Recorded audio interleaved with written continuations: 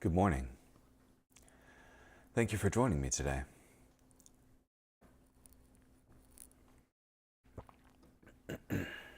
This morning we'll be in Judges chapter 15, verse 1 through chapter 16, verse 31. Continuing with Samson.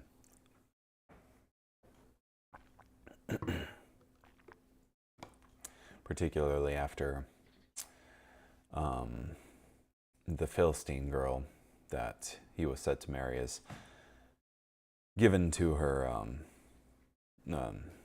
given to Samson's companion in his wedding, rather than him. Sometime later, during the wheat harvest, Samson took a young goat as a gift and went to visit his bride. He said to her father, "I want to have sex with my bride in her bedroom," but her father would not let him enter. Her father said, "I really thought you absolutely despised her, so I gave her to your best man. Her younger sister is more attractive than she is. Take her instead." Samson said to them, "This time I am justified in doing the Philistines harm." Samson went and captured 300 jackals and got some torches. He tied the jackals in pairs by their tails and then tied a torch to each pair. He lit the torches and set the jackals loose in the Philistines' standing grain. He burned up the grain heaps in the standing grain, as well as the vineyards and olive groves.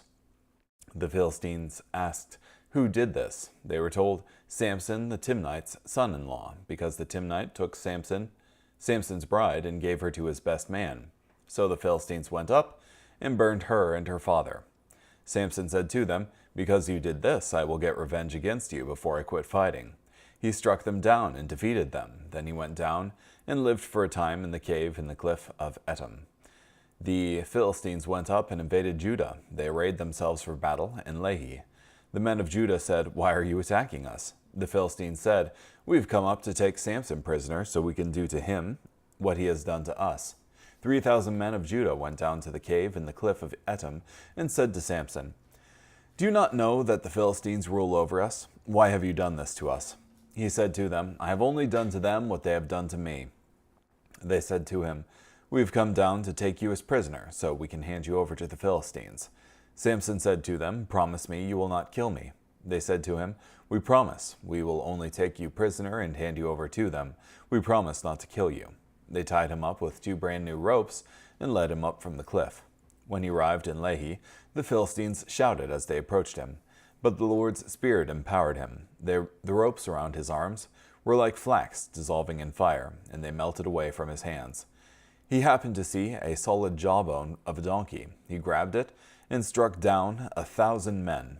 Samson then said, "With the jawbone of a donkey I have left them in heaps. With the jawbone of a donkey I have struck down 1,000 men." When he finished speaking, he threw the jawbone down and named that place Ramath-lehi. He was very thirsty, so he cried out to the Lord and said, "You have given your servant this great victory, but now must I die of thirst and fall into the hands of the Philistines?" So God split open the basin at Lehi, and water flowed out from it. When he took a drink, his strength was restored, and he revived. For this reason he named the spring En-Hekor. It remains in Lehi to this very day. Samson led Israel for 20 years during the days of Philistine prominence. Samson went to Gaza. There he saw a prostitute and went in to have sex with her. The Gazites were told, "Samson has come here." So they surrounded the town and hid all the night at the city gate, waiting for him to leave. They relaxed all night, thinking, "He will not leave until morning comes. Then we will kill him."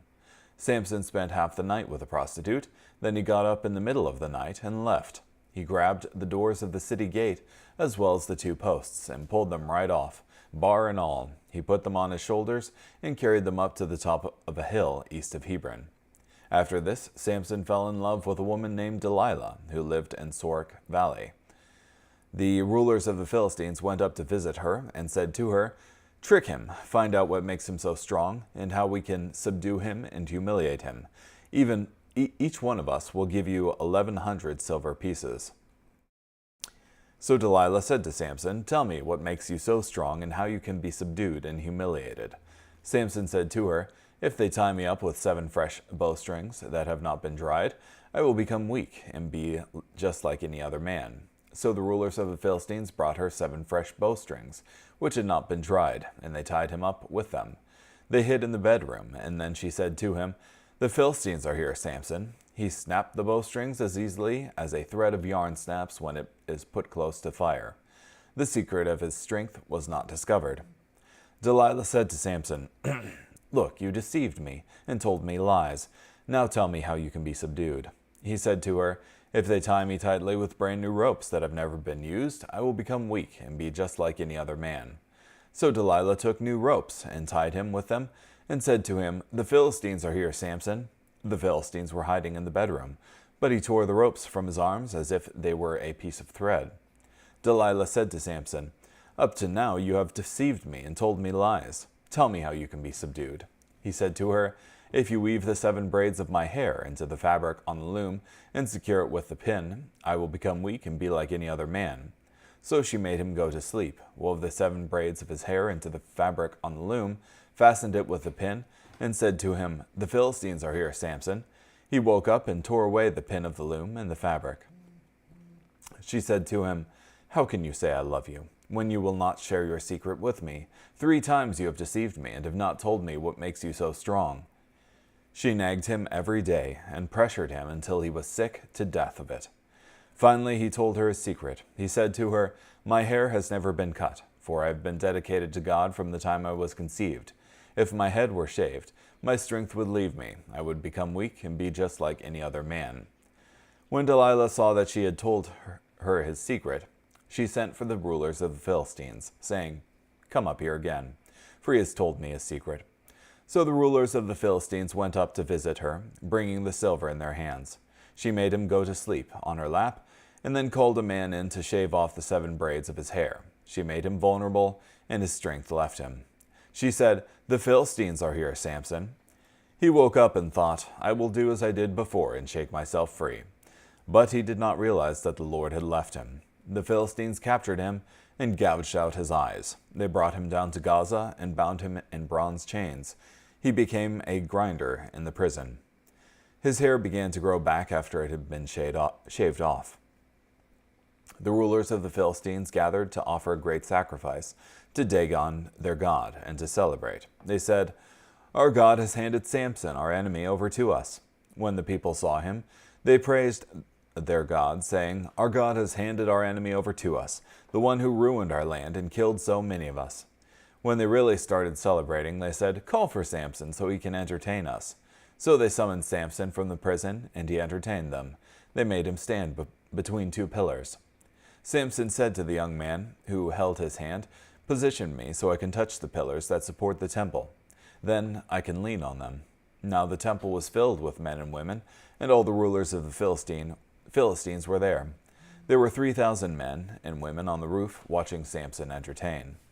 Samson called to the Lord, "O Master, Lord, remember me. Strengthen me just one more time, O God, so I can get swift revenge against the Philistines for my 2 eyes." Samson took hold of the 2 middle pillars that supported the temple, and he leaned against them, with his right hand on one and his left hand on the other. Samson said, "Let me die with the Philistines." He pushed hard, and the temple collapsed on the rulers and the people in it. He killed many more people in his death than he had killed during his life. His brothers and all his family went down and brought him back. They buried him between Zorah and Eshtaol in the tomb of Manoah his father. He had led Israel for 20 years.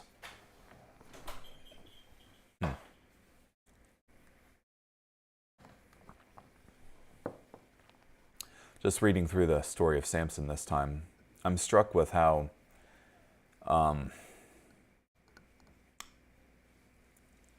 solitary he is as a judge compared to the other judges.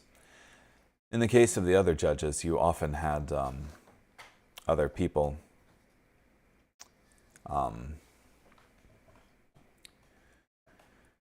following them, or you had them inspiring the people in some way and leading some revolt against the group. But in this case, you just have Samson. And in certain cases, he does triumph victoriously. But I can see why, and the other cases, you have, in the commentaries, you have him labeled as wasted potential.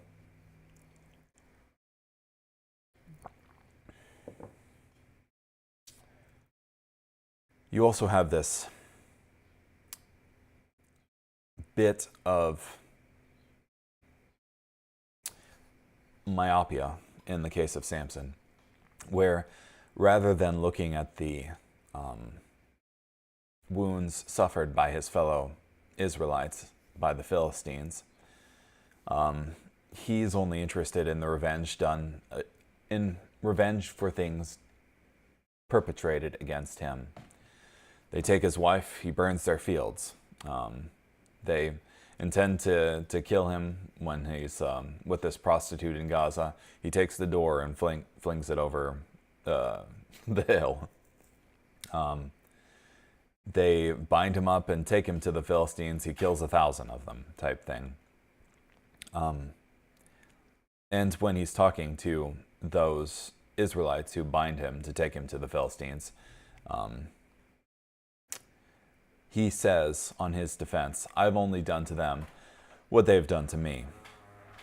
And even in his finishing blow, in 16:28, he says, "O Master, Lord, remember me. Strengthen me just one more time, O God, so I can get swift revenge against the Philistines for my 2 eyes."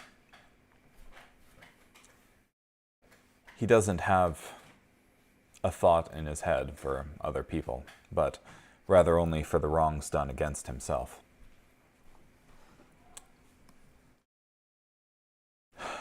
Yeah. Let's see here. Yeah, so he burns the fields of the Philistines after his bride is given to his companion at the wedding.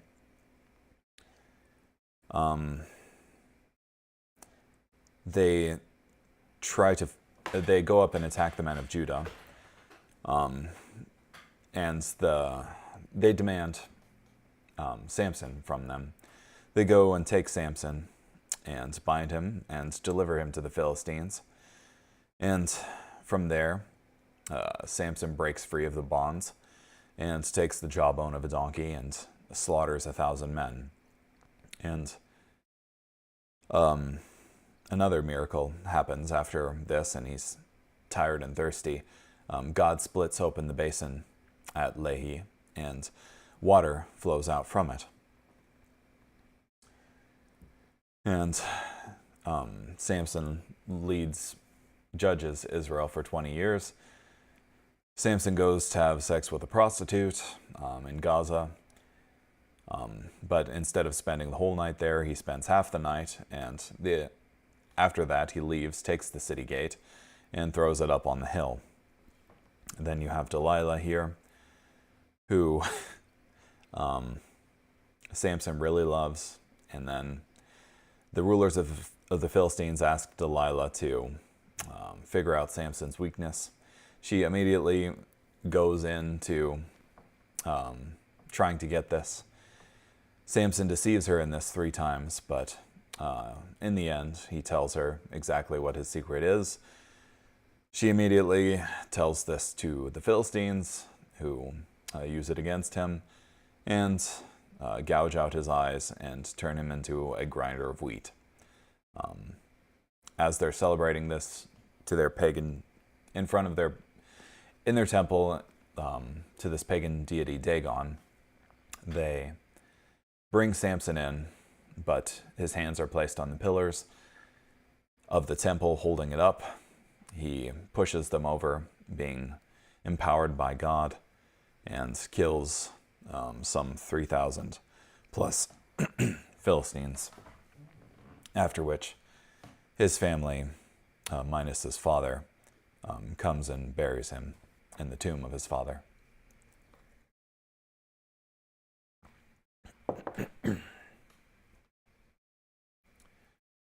Yeah, just reading through Philippians 2 lately, it says that we shouldn't have only our own interests in mind, but also the interests of others. And I think that's something that Samson could have taken to heart here.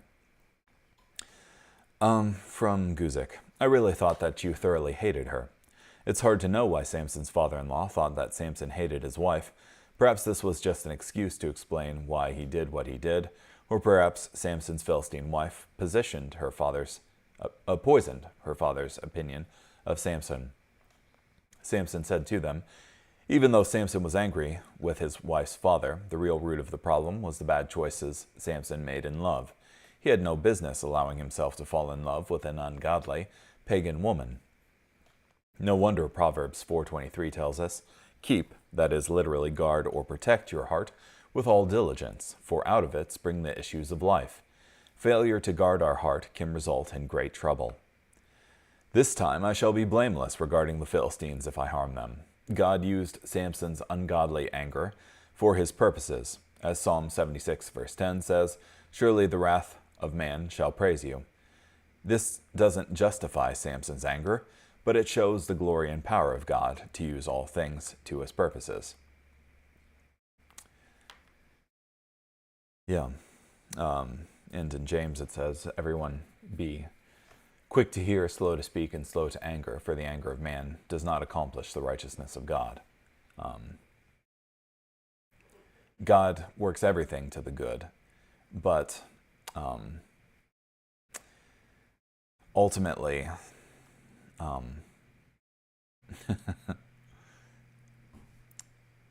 if we do evil, this isn't to our benefit, but rather God can still use that evil to work the good.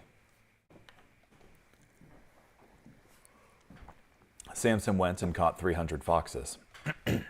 Samson seemed to act like a juvenile delinquent, yet God used it all for his purpose of fighting against the Philistines.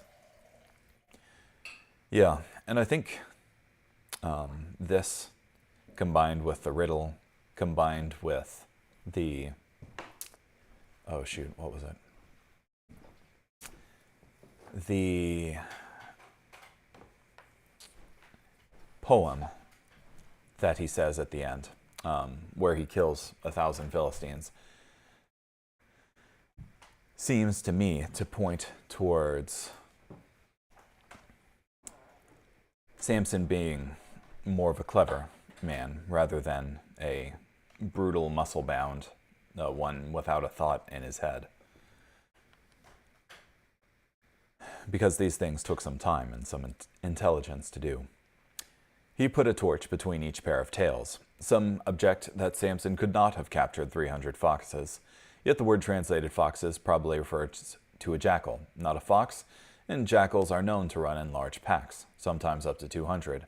Second, there is nothing that says Samson did this all by himself. Third, there's nothing that says he did it all in one day. So the Philistines came up and burned her and her father with fire. God used all this to advance his plan for Israel and redemption. Yet because of Samson's disobedience, it all happened at great personal cost to Samson. It is fair to suppose that if Samson were obedient, God would have furthered his plan in a way that blessed Samson. I will surely take revenge on you, and after that I will cease. We have here the bitter story of retaliation, of trying to avenge wrongs done to us. Retaliation is a never-ending story, and one that never wins in the end. Those who trust in God must be able to say, retaliation belongs to God, I'll let him settle the score. Much of the war, disaster, deep-seated hatred, and pain in our world comes from this instinct to retaliate. But Jesus told us to not retaliate an eye for an eye, but to take control of the situation by giving even more. When we do this, we act like God, who did not retaliate against man for his sin and rebellion, but instead gave his only Son to die for man. Yeah, and you can see that revenge is self-perpetuating here, because they do a wrong to Samson. Samson does a wrong right back to them. They do a wrong to Samson again in retaliation for this wrong that Samson had done.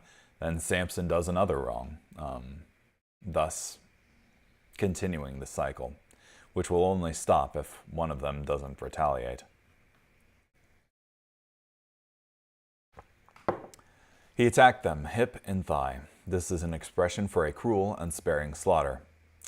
Samson was a one-man army against the Philistines, and he dwelt in the cleft of the rock of Edom. Samson had no more family and could trust virtually no one. He lived like a fugitive, alone in a cave. We have come up to arrest Samson to do to him as he has done to us. The fact that the soldiers from the tribe of Judah gave up Samson to the Philistines shows just how much they were under the oppression of the Philistines. They would rather please their oppressors than support their deliverer. This is a strangely common phenomenon. Often when someone stands up to an evil, people are angrier at the one who stood up to the evil than they are angry at the evil itself. Yeah, why are you making waves? You're causing so much conflict here by standing up against the evil. And oftentimes, the easier thing to do is to just take the one who's standing up against evil and put him away. Do you not know that the Philistines rule over us? They say this like it's just the most natural thing in the world. These people who were delivered into the promised land by God, who God is ruling over, who they should acknowledge as ruling over them, but rather they're acknowledging that the Philistines rule over them. Samson didn't want to hear this or recognize it. As far as he was concerned, the Philistines should not rule over the people of God. But they bound him with 2 new ropes and brought him up from the rock. It seems that Samson submitted to this. Assuming this was true, it showed great faith on Samson's part. He was willing to put himself in a difficult position and to trust God to take care of him. And he found a fresh jawbone of a donkey, reached out his hand and took it, and killed 1,000 men with it. Samson was unique among the judges because he was a one-man army against the Philistines. Other judges of Israel led armies against their enemies, but Samson fought alone. With this remarkable victory, we are conscious of what he might have done had he been wholly yielded to that Spirit of Jehovah, who came mightily upon him, instead of being so largely governed by the fires of his own passion. From Morgan. Yeah. But I think it's like Jonathan said to his armor bearer, God can cause us to succeed whether by many or by few. So, with the jawbone of a donkey, heaps upon heaps, Samson's bold declaration of victory has a poetic touch that is difficult to render in translation. One effort goes like this: with the jawbone of an ass, I have piled them in a mass. And called that place Ramath-lehi. The name essentially means jawbone hill. It was an obviously appropriate name for the place of Samson's great victory. One preacher came up with a 5-point sermon on the jawbone of an ass, likening it to the weapon of the gospel. It was a novel weapon, it was a most convenient weapon, it was a simple weapon, it was a ridiculous weapon, and it was a successful weapon. Then he became very thirsty. Samson needed this thirst to remind himself of his own weakness and need right after such a great victory. After a great victory, we need to remember our mortality. It is very usual for God's people, when they have had some great deliverance, to have some little trouble that is too much for them. Samson slays 1,000 Philistines and piles them up in heaps, and then he must needs die for want of a little water. From Spurgeon. Matthew Poole comments on Samson's great thirst. It was partly sent by God that by the experience of his own impotency, he might be forced to ascribe the victory to God only, and not to himself. Yeah.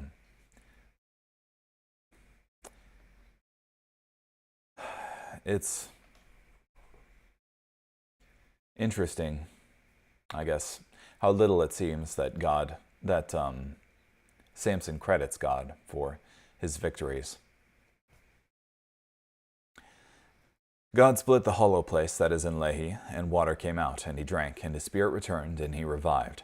This is an example of the principle that God's work, done God's way, will always be provided for by God. Here the Lord showed his faithfulness to Samson by supplying the needs of his servant. In his sermon, The Fainting Hero, Charles Spurgeon pointed out that the believer can look at heaps upon heaps of defeated enemies, heaps of your sins, heaps of your doubts and fears, heaps of our temptations, heaps of many of your sorrows.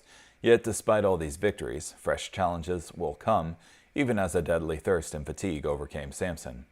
Through this all, Samson could count on the fact that the past victory was a promise of future deliverance. With that simple-minded faith, which was so characteristic of Samson, who was nothing but a big child, he turned his eye to his heavenly Father and cried, O Jehovah, thou hast given me this great deliverance, and now shall I die of thirst. After all that thou hast done for me, shall the uncircumcised rejoice over me because I die for want of a drink of water? Such confidence had he that God would interpose on his behalf. From Spurgeon. Be of good courage, fainting warrior. The God who made thee and has used thee knows thy frame and what thou needest before thou ask. From Mayor. And Samson saw a harlot there in Gaza and went into her.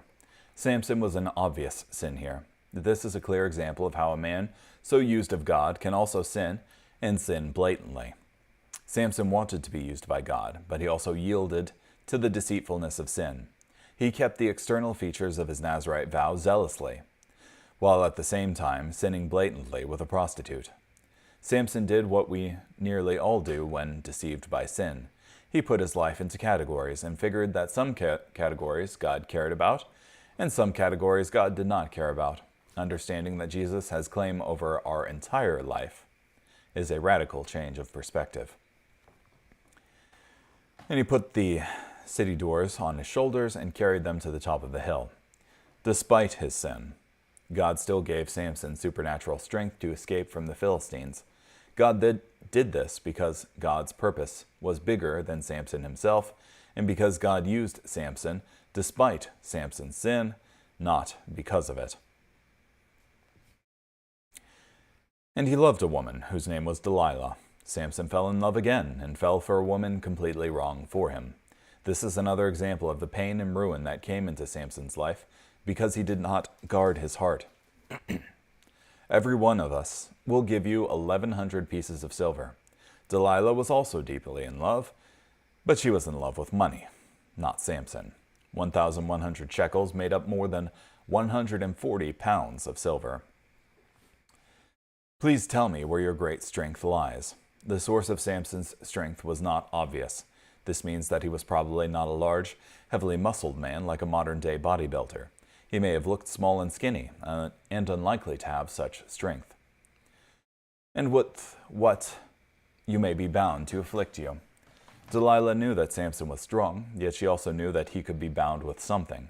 And this was indeed true of Samson. One might say that the honest answer to her question would be, I may be bound with the attention and affection of an ungodly yet attractive woman.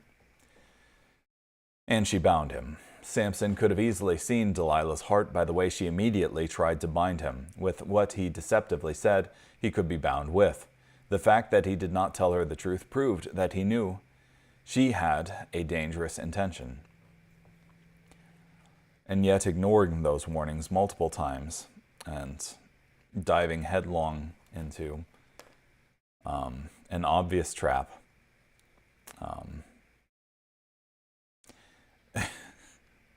he failed to take the warning there and leave her.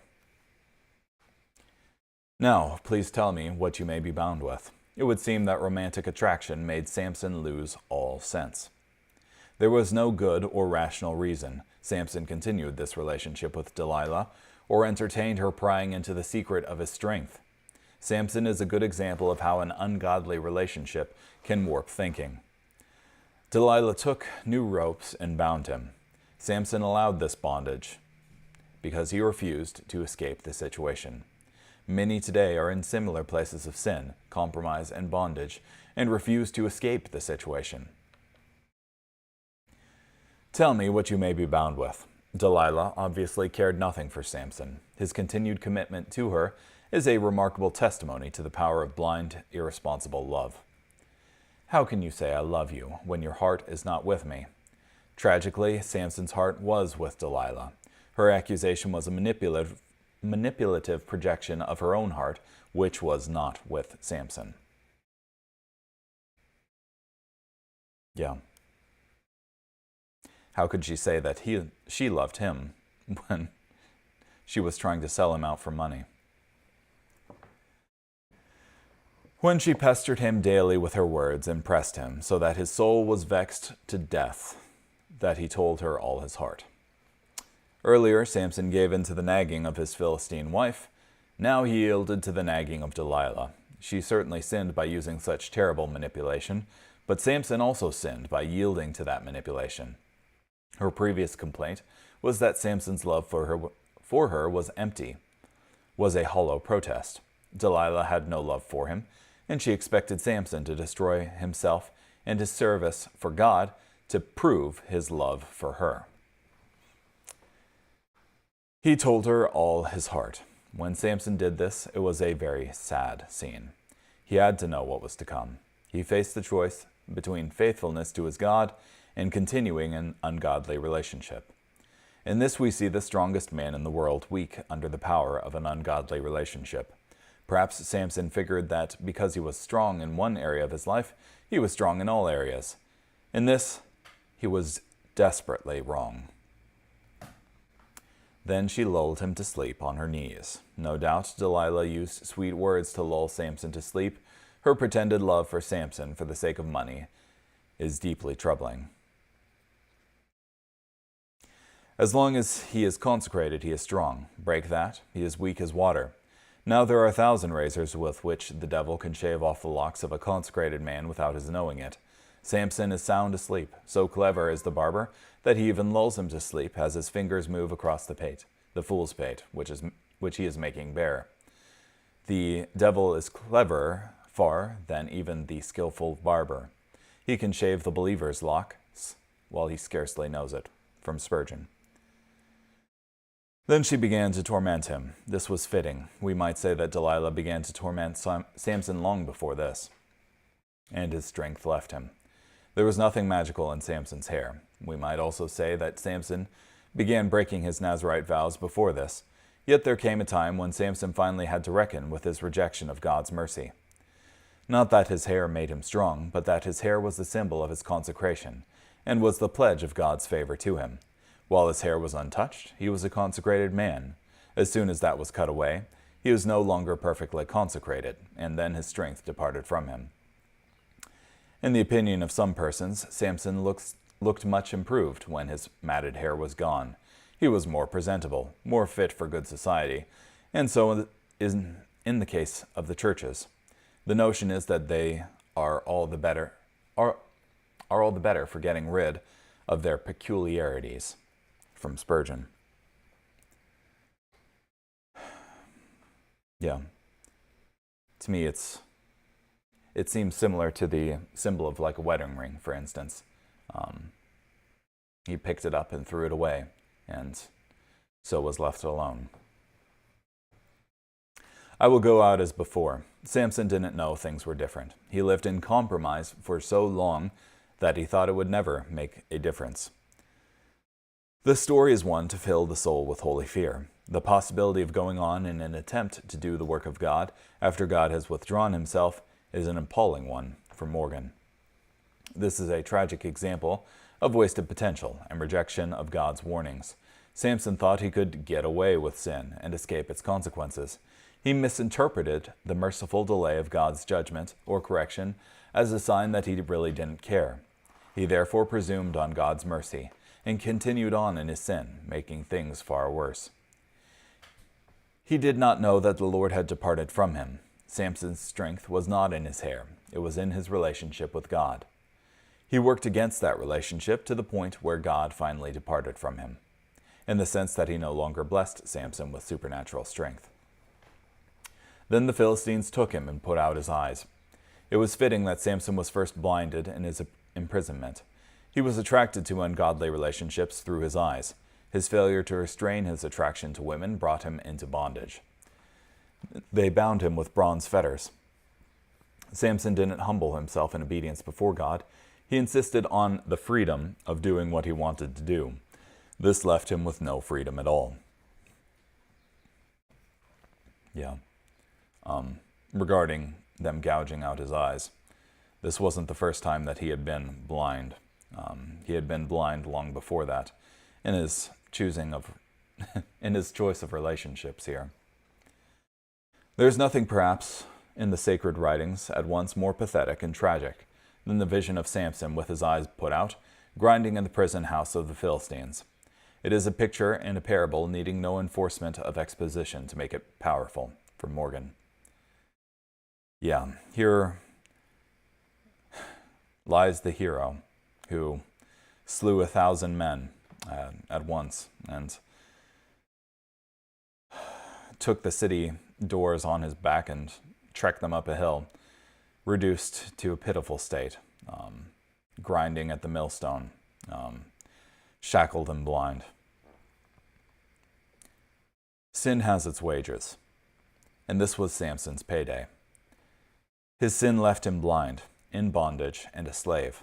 Before Samson's blindness, bondage and slavery were only inward, but they eventually became evident outwardly.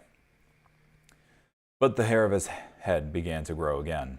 God gave Samson hope in the midst of a dungeon. His hair began to return, and we can suppose that his heart also began to return. I wonder why these Philistines did not take care to keep his hair from growing to any length. If cutting his hair once had proved so effectual, I wonder that they did not send in the barber every morning to make sure that not a hair grew upon his scalp or chin. But wicked men are not in all matters wise men. Indeed, they so conspicuously fail in one point or another that Scripture calls them fools, from Spurgeon. When Samson's hair began to grow, what did it prophesy? Well, first it prophesied hope for Samson. I will be bound to say that he put his hand to his head and felt it was getting bristly, and then he put his hand to his beard and found it rough. Yes, it was coming, and he thought within himself, it will be all right soon. I shall not get my eyes back. They will not grow again. I am an awful loser by my sin, but I shall get my strength back again. For my hair is growing. I shall be able to strike a blow for my people and for my God yet. From Spurgeon. Our God has delivered into our hands Samson, our enemy. When Samson pursued his ungodly relationships, he might have justified it to himself by thinking that the only harm done was done to himself. Yet here we see that his disobedience led to giving glory to false gods. Samson became a trophy for worshippers of false gods. Yeah, and you see elsewhere that bad behavior essentially gives opportunity to unbelievers to blaspheme God's name. When the people saw him, they praised their God. The message preached by the followers of Dagon was clear. They said, "Our God is stronger than the God of Israel because we have conquered Samson." Often the disobedience of God's leaders leads others to deny God. Samson said to the lad who held him by the hand. The Philistines continued to mock Samson. At this large demonstration, they used a boy to guard him. This makes us think all the more that Samson was not a muscle-bound man who was naturally strong. His strength was truly supernatural, not natural. That I may with one blow take vengeance on the Philistines. Samson's end was both bitter and sweet. God answered his last prayer, and he achieved his greatest victory against the Philistines at the cost of his own life. In this, Samson is a picture of the believer in disobedience. God used him, but he did not benefit from it. His life ended in personal tragedy, shadowed by the waste of great potential. Let me die with the Philistines. This was suicide, but different from suicide in the strict sense, in that his purpose really wasn't to kill himself, but to kill as many Philistines as he could. There's a sense in which Samson was like modern suicide bombers. Samson was a hero, even mentioned among the heroes of faith. Yet there is no glorification of Samson and his end. He was not a glorious hero to be emulated. Instead, Samson was a tragic hero, whose life should have ended much differently. We can also say that Samson's suicide and killing of others was not sought out. The opportunity came to him tragically. Suicide is clearly sin, the sin of self-murder. Yet we are wrong if we regard it as the unforgivable sin. Most all who commit suicide have given in to the lies and deceptions of Satan, whose purpose is to kill and destroy. And he pushed with all his might, and the temple fell on the lords and all the people who were in it. This could only happen with God supernaturally empowering Samson. This shows that God never forsook Samson, even when he was disobedient. God's mercies were there for Samson, even in a Philistine prison. All Samson had to do was to turn his heart back towards God and receive them. We could say that Samson was restored with self-renunciation. This last great victory came only after he was broken, humiliated, and blind. He could no longer look to himself. Prior to this, we don't see Samson as a man of prayer, but here he prayed. He was humble enough to allow a little boy to help him. In summary, Samson showed the danger of underestimating our own sinfulness. He probably figured he had things under control with his own fleshly lusts. But his desire for love, romance, and sex led directly to his destruction. Samson was the great conqueror who never allowed God to properly conquer him. Samson had to be deceived to keep going back to tempting and dangerous places. It seemed that just about every time he went to the land of the Philistines, he fell into moral compromise. He should have learned from this. Instead of putting himself into tempting situations, he should have fled from youthful lusts, like Joseph did. Rather than break his relationship with Delilah, he allowed it to break him. From Wolf. Samson also shows the danger of being a loner as a leader. Everything Samson did, he did alone. He judged for 20 years and never sought or used help from others. Most of all, Samson is a powerful picture of wasted potential. He could have been, and should have been, one of the greatest men of God in the Old Testament, but he wasted his potential. The Old Testament biographies were never written for our imitation, but they were written for our instruction.